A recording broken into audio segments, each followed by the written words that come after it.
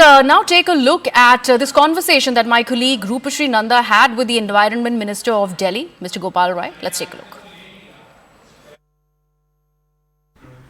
The air quality index in Delhi has reached the severe category in many parts of the national capital, and I have with me Delhi Environment Minister Gopal Rai to talk more on this. Sir, Delhi में कई जगह में air quality index जो है वो severe category hit कर चुकी है, और इसमें गवर्नमेंट की क्या तैयारी है, क्या कर सकती है, क्या इमरजेंसी मेजर्स ले सकती है अब?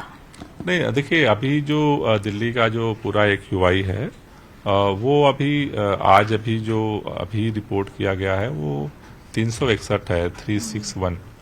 तो कल की अपेक्षा प्रदूषण का स्तर बढ़ा है, और उसमें दो मेजर फैक्टर जो है वो देखे जा रहे हैं। एक तो हवा की गति जो है काफी धीमी हो गई है, और जो पटाखों का जो धुआं था वो अब स्टोरेज हो गया, वो डिस्पर्स नहीं हो रहा है।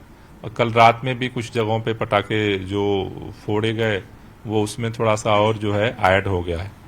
तो अभी उसको देखते हुए जो ग्रैब 4 के जो सारे नियम हैं उसको स्ट्रिक्टली जो है फॉलो करने के लिए कल सभी डिपार्टमेंट्स को दोबारा डायरेक्शंस जो है वो जारी किया गया है। क्योंकि बारिश होने के बाद और दिवाली में 3-4 दिन सभी लोग थोड़ा शिथिल हो गए थे, तो अभी दोबारा कल डायरेक्शन सभी डिपार्टमेंट्स को हमने भेजा है कि एक्टिवली मोर्चे पर जो है अपना काम शुरू करें।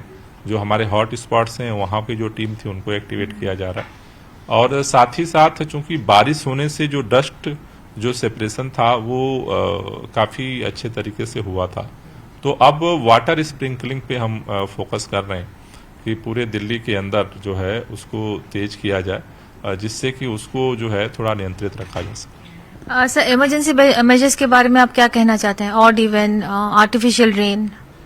नहीं, जैसा मैंने कल कहा था, कल बैठक में ये निर्णय हुआ था कि अगर एक्यूआई का स्तर 450 प्लस जाता है, यानी सीवियर प्लस कैटेगरी में जाता है, तो इमरजेंसी मेजर्स के बारे में उस समय जो है वो मूल्यांकन करके सरकार निर्णय लेगी।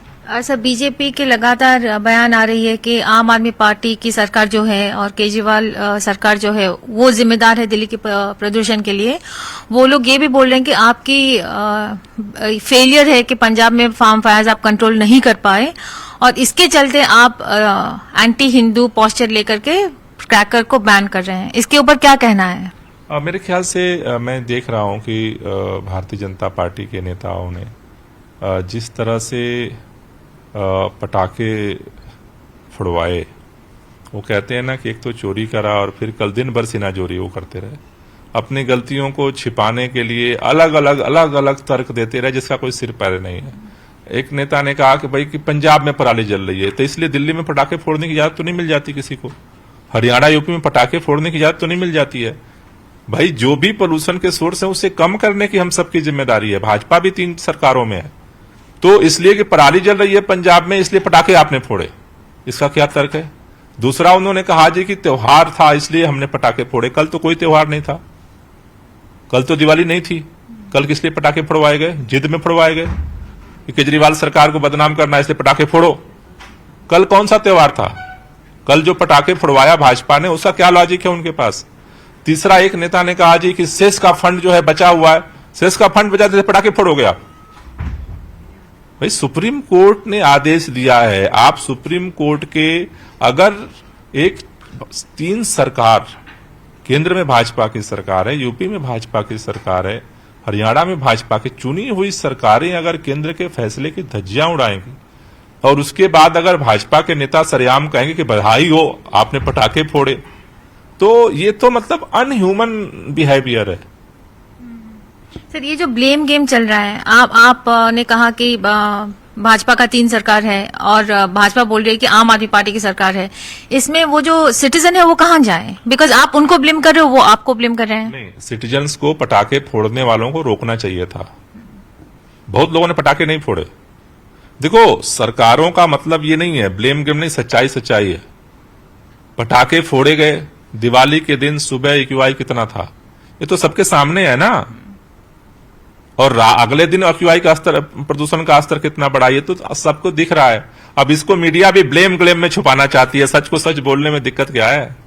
सर लास्ट क्वेश्चन, CAQM की एक रिलीज आई थी जहां पे उन्होंने कहा था कि more than 30% of pollution in the national capital वो पराली की वजह से है, और उसमें से भी 90% वो पंजाब में जो पराली जल रही है उसी की वजह से है। क्योंकि पंजाब की सरकार आपकी सरकार है, आपका जिम्मेदारी ज्यादा बढ़ता है कि वहां पे फार्म फायर्स को आप टेम करें। निश्चित रूप से हमारी जिम्मेदारी बनती है और हम जिम्मेदारी के तहत काम कर रहे हैं। जिम्मेदारी के तहत हम सुप्रीम कोर्ट के आदेश का पालन कर रहे हैं, उसको नियंत्रित करने की कोशिश कर रहे हैं।